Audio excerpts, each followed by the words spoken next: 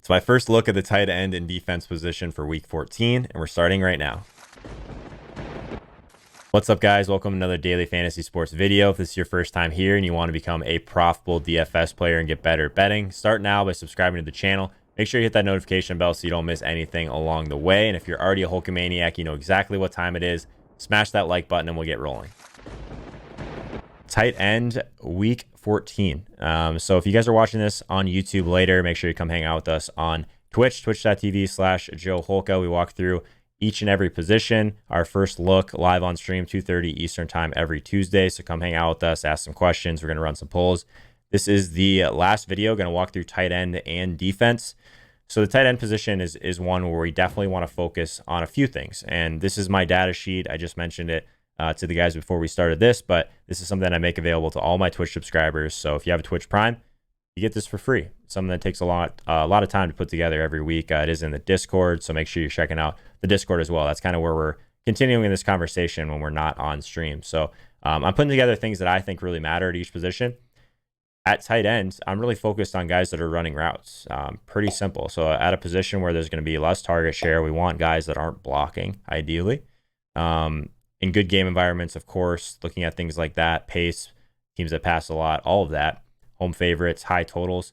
Team totals are incredibly important at tight end because we know how important it is to target guys that have more opportunities to score touchdowns. If you want, going to have less volume, scoring touchdowns are huge. We see that each and every week at the position. So let's start with, I guess since we did get the raid from Al Smizzle earlier, let's start with the flow chart, guys. Arizona, worst team in the league against the tight end. Vance Mcdonald, 4,300. You guys remember what happened the last time Vance Mcdonald was chalk? Anyone? Anyone at all? I like Vance quite a bit. I think I mentioned it every time he was on, kind of in play the last couple of weeks. But it's interesting. Is he banged up? I'm not seeing him in my projections right now. No, I am. He's in there. One catch. Yeah, someone said one catch when he was chalk. I still have a soft spot for my man, Vance Romance. 4,300, decent price tag. It's Arizona. He's running routes. It's really all you need to know. I think he's definitely in play for sure. Again, is he the safest option? Just kind of attach yourself to that Pittsburgh offense. Probably not, but it is Arizona. So don't rub it in. Everyone in the chat, one catch, 1 yard. Kittle going to go ham. That could be. Let's take a look at Kittle. At the high end of the spectrum here. Not sure why. I think that if you wanted to pay up, it's still going to be like Travis Kelce at 6,200. Massive price discount for him in this week. So that's got to be at least somewhat interesting here. In terms of weighted opportunity, he's still leading the entire slate. New England's sixth best team against the tight end. Darren Waller, someone whose target share has kind of been creeping back up towards where it was earlier in the season over the last few weeks. He's playing against the Tennessee Titans. Tennessee is the 26th best team at defending the tight end. So I think that's at least intriguing. One of the guys that I think is super interesting this week in particular, Hunter Henry. Like he's kind of in this mid-range that I would prefer not to really spend a ton of my time. But he's someone that I think just has pretty elite upside in this spot. Jacksonville is a team that definitely would favor the tight end having a good game. He's running a lot of routes. Again, like this weighted opportunity, it's such a large teardrop after these guys at the top. So 5,100 for him, I think is super interesting. Doyle is still pretty cheap. Yeah, what's Doyle at? 4,600 for Doyle. Tampa Bay, one of the worst teams at defending the tight end. We know that. Still not running as many routes, but now that Ebron's out, I would expect this to continue to creep up. This is over the last 4 games, both of these metrics here. So yeah, I can get behind a little bit of Doyle again this week. Yeah, I think Kittle still. I prefer Kittle to Kelce. I'm with you guys on that one. What do you guys think about Michael Gazecki again this week? I feel like I always bring him up and people kind of just troll me for it, but guy's getting a lot of opportunity. He's run more routes than any tight end on the entire slate over the last 4 games. It is the Jets. Like if you're looking for a bring back here, he's 4K. I mean, he's creeping up a little bit, but I think he's still in play for sure. Let's see. Doyle if Hilton is out. Yeah.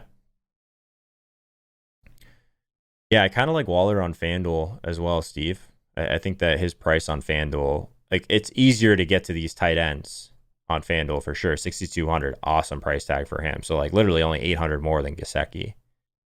Um, Doyle is 6,300 on FanDuel now. They got aggressive with his price over there. Are there any viable Miami stack options outside of Gazecki and Parker? Probably not. Not for me, at least. It is definitely concentrated. There's value in concentrated offenses for sure, Gavin. Nice call.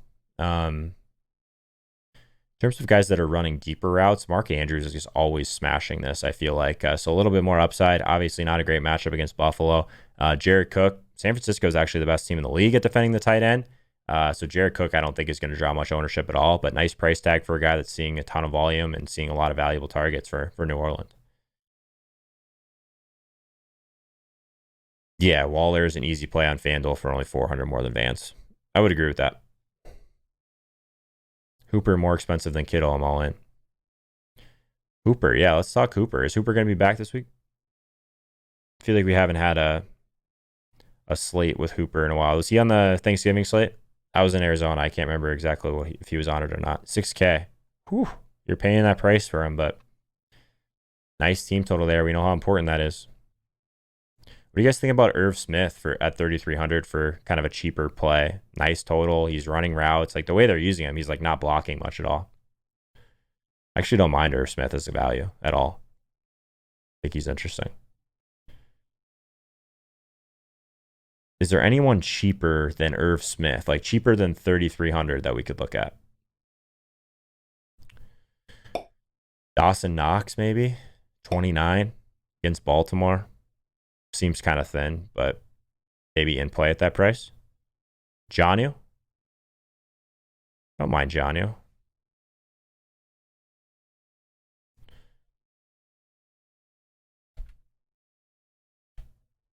Let's see who else we got here. Noah Fant all the way down to 3,400. Houston's a team that's pretty good against the run, but the volume is decent there for someone that's only 3,400. Ian Thomas, if Olsen sits, yeah, I mean, if he ends up just walking into a role like this, I mean, that's the kind of situation you're looking for value for sure. So I'm in on that.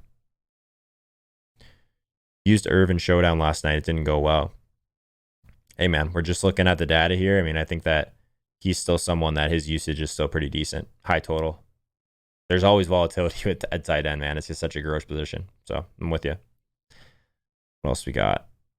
Yeah, it's a good matchup for Doyle. I just think on FanDuel, that's a really tough price tag for him. Yeah, with Hawk on IR, Jesse James increase, man, that's pretty scary. Pretty scary. But yeah, I mean, Minnesota, you want to attack them with the tight end, so maybe, yeah, you could see it, but that's pretty scary, man. This is like one of my favorite positions to kind of analyze because I think that people want to think that they look at this correctly, but I still think people are doing it wrong. Every single week we see a defense that's like massively owned, just like chasing a poor quarterback, but a team that doesn't pressure, like the Chargers last week. They don't pressure. The week before that, Denver. Like everyone wanted to play the Denver defense. I tend to really prioritize at the defense position teams that pressure a lot against bad offensive lines, against quarterbacks that'll make mistakes, like large favorites, game script in your favor. Like it's pretty simple, and we're trying to pay down ideally because this position that definitely is skewed pretty heavily towards touchdowns. Spill the beans. Thanks for your tier 1. Really appreciate that, man. Again, guys, I always want to mention it at least once per stream. I really appreciate all the love, of course. Like even if you don't subscribe, I just want you guys to know, like just being here more than enough. So it's always a lot of fun doing these streams every Tuesday. So we got a couple large favorites this week. Minnesota, 3,800. They're expensive against Detroit. Green Bay against Dwayne Haskins. That's got to be an awesome spot, but you're going to have to pay for it. 4K. Double-digit favorite. Haskins leading the slate by a large margin in sack percentage. His interception rate also leading the slate. Green Bay, in terms of pressure, top 4 in pressure rate. Not going to be a lot of pass attempts on the other side of the ball. So that's another thing that I think really matters, is really targeting situations there's going to be a lot of passing. So what do you guys think about Indy at 2,400 against Jameis? Like Indy pressures a good amount. Tampa Bay's offensive line's below average. Jameis takes sacks, throws picks. On the cheaper side of things, I think that that's an interesting one for sure. Indy at 2,400. What do you guys think about that?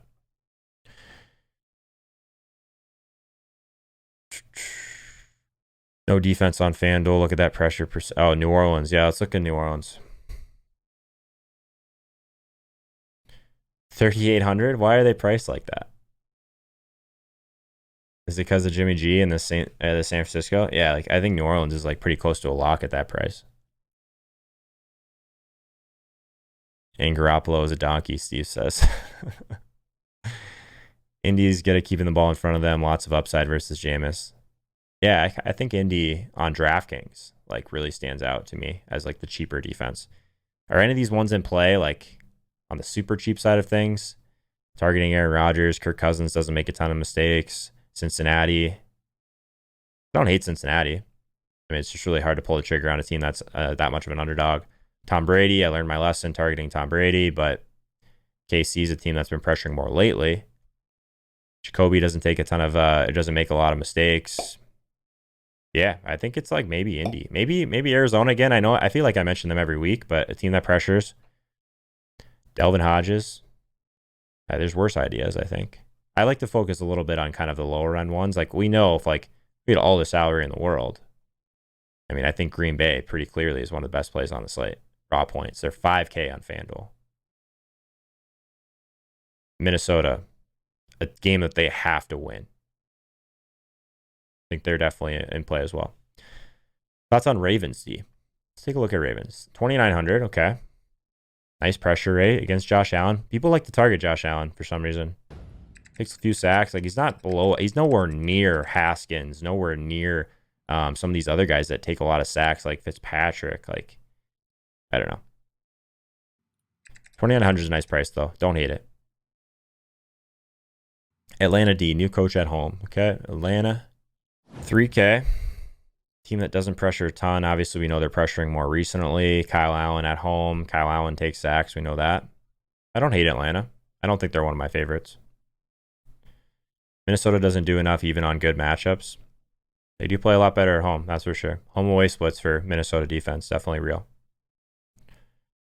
Baltimore's at 2,900, a pretty decent sized favorite. I guess you can say that in favor of them. Yeah, no, I think Jacksonville is definitely really solid. 3,100 seems like a little bit expensive for them. Rivers has been horrendous, but they'll get to the quarterback. Poor offensive line for the Chargers. Rivers doesn't take a lot of sacks, but I've heard worse plays. He seems slightly overpriced to me, but might be one of those kind of like pay up a little bit to be contrarian because I think you might get them a much lower ownership than some of these other ones we've talked about. If you want to learn more about how to be a profitable DFS player and how to get better at betting, start now by hitting the subscribe icon in the bottom right-hand corner so you don't miss anything. Make sure you check out my first look videos for all of the positions. But if you want to take that a step further, come hang out with us Sunday morning on Twitch, twitch.tv/Joe Holka, 10:30 Eastern time. I'll see you then.